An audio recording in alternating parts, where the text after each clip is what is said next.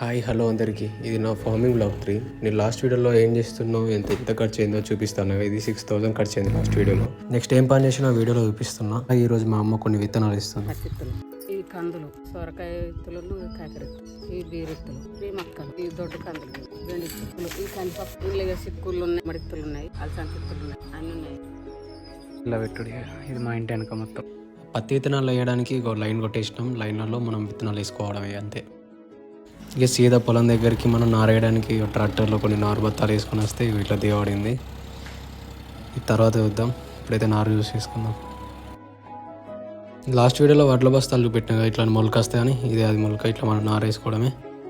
ఇట్లా వేయడం నాకు కూడా ఫస్ట్ ఎక్స్పీరియన్స్ ఇది. నేను ఫస్ట్ టైం నారేసిన. సింపుల్ ఉంటుంది అనుకుంటే ఇట్లా మొత్తం చూసుకుంటే వేసుకోవాలి మొత్తం, కానీ బాగానే అయింది. ఇక లాస్ట్కి వస్తే ఇక పోదామని బయలుదేరితే ఇక ట్రాక్టర్ దిగబడ్డది. ఇట్లా ట్రాక్టర్ని బయటికి తీసేసుకొని ట్రాక్టర్ని కడిగేసి తీసుకెళ్దాం.